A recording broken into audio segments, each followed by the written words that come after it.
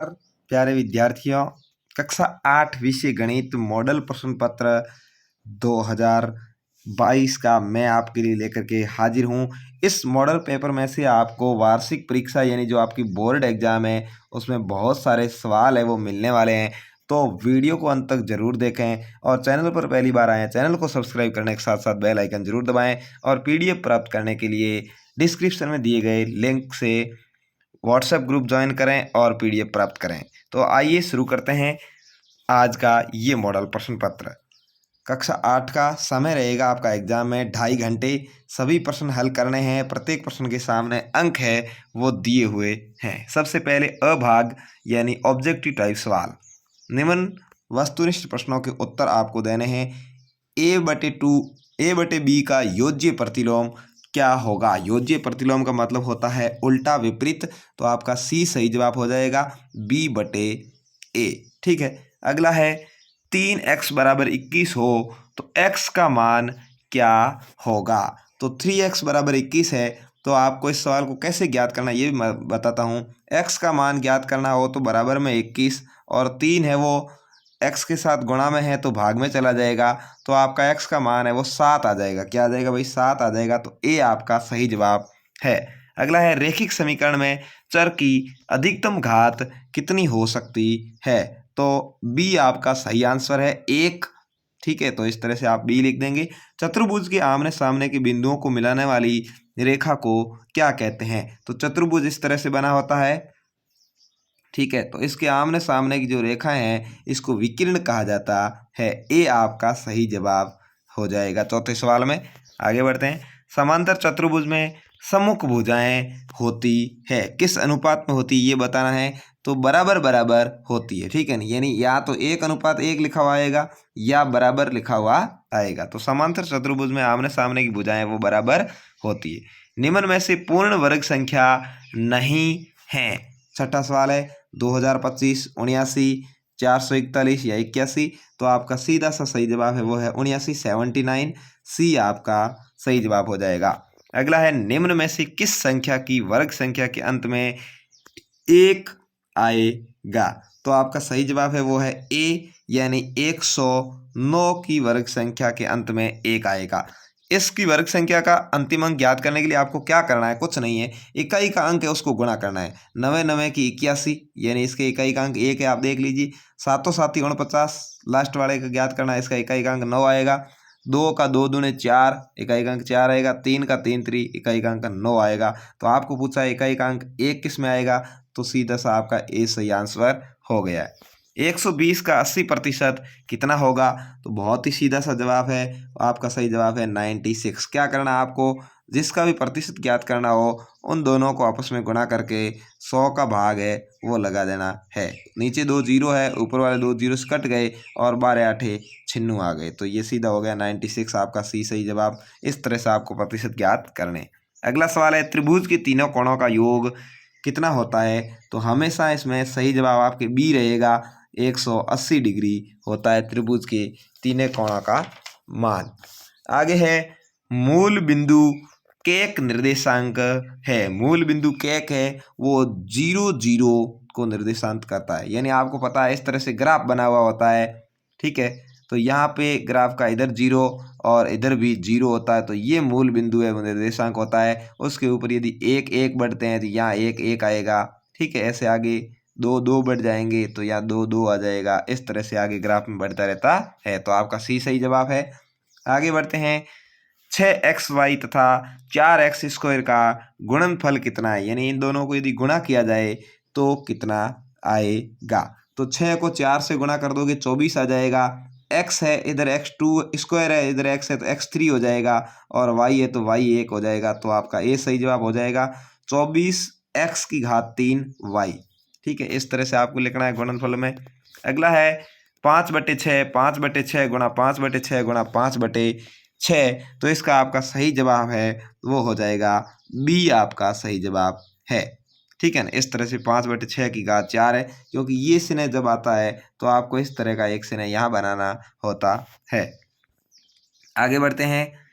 अगला सवाल है a - b का स्क्वायर है तो कौन सा पद बनेगा? तो इसका आपका सही जवाब है वो इस तरह से है डी, a square minus 2ab plus b, क्योंकि यहाँ पर माइनस आया हुआ है। यदि यहाँ पर ए प्लस बी स्क्वायर आ जाए तो आपको इसका सूत्र ध्यान रखना है, a square plus 2ab plus b square होगा।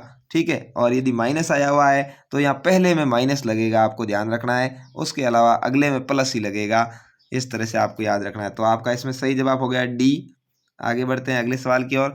दो अंकों की संख्या ए बी को लिख सकते हैं। दो अंकों की संख्या ए बी, उसको अपन कैसे लिख सकते हैं? तो उसको अपन लिखेंगे 10ab, क्योंकि यहाँ पर बी है वो तो इकाई का अंक है इसलिए बी ही रहेगा, लेकिन ए है वो दहाई का अंक है इसलिए उसके साथ में 10 रहेगा। ठीक है, ये ध्यान रखना है आपको। यदि ऐसे 3 अंकों की संख्या पूछ लेता आपको कि ए बी सी को कैसे लिख सकते हैं, तो आपको लिखना है 100a प्लस 10b प्लस सी। ध्यान रखना है, क्योंकि यदि बी इकाई दहाई के अंक पर है तो 10 के साथ लिखेंगे, सैकड़ा के अंक के साथ है तो 100 के साथ लिखेंगे। ये ध्यान रखना है। अगला सवाल है 15/16 XYZ 9 XYZ का गुणांक है। तो आपका सही जवाब है वो 15/16 है, बी आपका सही जवाब हो जाएगा। अगला है, अब ये थे 15 सवाल जो एक एक नंबर के आपके अब सद वाले आने वाले हैं। आपको जैसे ही 15 सवाल पूरे हो इस तरह से एक छाननी बनानी है और इस छाननी के अंदर सभी सवालों को सम्मिलित रूप से क्रम से भर देना है। इस तरह से, जैसे पहले में अ है, दूसरे में ब है, जैसे भी है इस तरह छाननी बना करके 15 सवाल करने हैं। अब आगे बढ़ते हैं। रिक्त स्थानों के सवाल आएंगे आपके 2-2 नंबर के। ठीक है, ये 2 नंबर के हैं। प्रत्येक सवाल 1 नंबर का ही आएगा। इसमें आपको क्या बताया गया है, प्रत्येक सवाल है वो लगभग 2 नंबर का ही खाली जगह आई है, कोई बात नहीं। समीकरणों में सदैव किस चिन्ह का प्रयोग होता है? तो बराबर आपका सही जवाब आएगा। वर्ग संख्याओं के अंत में भुजाओं की संख्या केवल, तो यहाँ पर सम होती है, ऐसे लिखना है। दूसरी खाली जगह में सम आएगा। ब्याज का संयोजन कैसा होने पर ब्याज की दर आधी हो जाती है? तो यहाँ आपके तीसरी खाली जगह इसमें अर्धवार्षिक आएगा। यदि ब्याज की दर अर्धवार्षिक है तो जो दर है वो भी आधी हो जाएगी। ठीक है, अगला है 2/8 x⁴ में x⁴ का गुणांक होगा। तो x⁴ के अंदर x⁴ का भाग देंगे तो कट जाएगा, आपके पीछे रह जाएगा वो 2/8 है, आपका सही जवाब हो जाएगा। किसी संख्या में इकाई का अंक 0 हो तो संख्या किससे विभाजित होगी? यदि इकाई का अंक 0 हो तो संख्या 2 से, 5 से और 10 से विभाजित होगी। आपको इस तरह से लिखना है 2, 5, 10। ठीक है, आगे बढ़ते हैं अगले सवालों की ओर। तो ये सवाल थे आपके छोटे वाले। अब कुछ बड़े सवाल आएंगे जो मैं आपको सवाल दिखाऊंगा, आपको अपने गणित के अध्यापक से हल करवाने हैं और उन सवालों को आपको कॉपी में कर लेना है, जिससे एग्जाम में आए तो आप उसको पहले थोड़ा पढ़ के जाएंगे और फिर आराम से हल कर पाएंगे। ये सभी सवाल 2-2 नंबर के आएंगे। तीसरा सवाल आप देख रहे हैं, सरल कीजिए। चौथा सवाल है इस तरह से 4⁻³ गुणा 4⁻4 भाग 4⁻3 से घातांक रूप में आपको लिखना है। ठीक है, अगला है 5/6x plus 7/6x plus 1/6x का योगफल करना है। अगला है 1:4 को प्रतिशत में परिवर्तित करना है। छठा सवाल आसान है, 1/4 का 100 से गुणा कर देना, आपका आंसर है वो आ जाएगा 25%। ठीक है, अगला है 8000 का घनमूल अभाज्य गुणनखंड द्वारा ज्ञात करना है। तो आपको इस तरह से 8000 का गुणनखंड है वो भाग देते देते ज्ञात करते जाना है और जो यहाँ संख्या है उसको 3-3 संख्याओं का जोड़ा बना करके घनमूल ज्ञात कर लेना है। अगला है 42 का वर्ग ज्ञात कीजिए। 8वां सवाल, तो आपको 42 गुणा 42 करना है, 42 का वर्ग आ जाएगा। ठीक है, इस तरह से ज्ञात कर लेना है। 9वां है आयत की परिभाषा दीजिए। तो आपको देनी है 4 भुजाओं से गिरिबंध आकृति जिसमें आमने सामने की भुजाएं बराबर हो, आयत कहलाता है। यदि मैं इसको पूरा हल करवाऊँ तो 1 घंटा लग सकता है, इतना बड़ा वीडियो नहीं बना सकता हूँ, इसलिए शॉर्ट वीडियो है। आपको सवाल समझा रहा हूँ छोटे छोटे, आप आराम से बैठ के कर सकते हैं। एक समबाहुभुज की प्रत्येक आंतरिक कोण की माप ज्ञात कीजिए जिसकी भुजाएं 5 है। तो आपको 360 के अंदर 5 का भाग देना है, अपने आंतरिक है वो आ जाएगी 72 डिग्री। आगे बढ़ते हैं, 2x - 3 = x + 2 को हल करना है। तो आपको इसमें क्या करना है, x को एक तरफ रखना है और संख्याओं को एक तरफ रखना है, फटाफट से हल हो जाएगा। 2x है -3 है बराबर x है, इधर 2x में से 1x घटा लो, एक तरफ ले आओ, प्लस का था इधर x आया तो पीछे रहा 1x, और इधर संख्या 2 है और इधर -3 है, इधर लाएंगे तो +3 हो जाएगा 5, तो x का मान क्या आ जाएगा, 5 आ जाएगा। इस तरह से आपको इस सवाल को हल करना है। अगला है -2/3 गुणा 4/5 गुणा 6/16 को हल कीजिए। तो आप इसको आराम से हल कर सकते हैं, इसको आप काट करके भी हल कर सकते हैं। जैसे 3 का इससे काट दिया 2 बार कटेगा, ठीक है ना।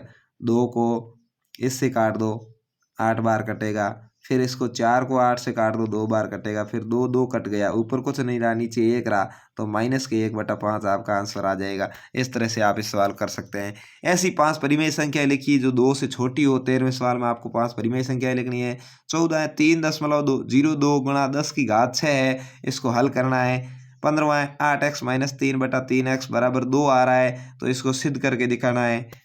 16वां है समांतर चतुर्भुज ABCD में XYZ का मान ज्ञात करना है। इसमें आप XYZ का आराम से मान ज्ञात कर सकते हैं। यदि ये 100 डिग्री है तो ये कितना होगा, आपको पता है। इस रेखा पर स्थित है कोण है, दोनों का मान 180 डिग्री होता है। तो आप 180 में से 100 घटा लेंगे तो आपका x का मान है वो आ जाएगा 80 डिग्री। और फिर आमने सामने कोण बराबर होते हैं, इसलिए ये 80 है तो ये भी 80 डिग्री होगा, ये भी 100 डिग्री होगा। इस तरह से आपको तीनों कोणों का मान ज्ञात हो जाएगा।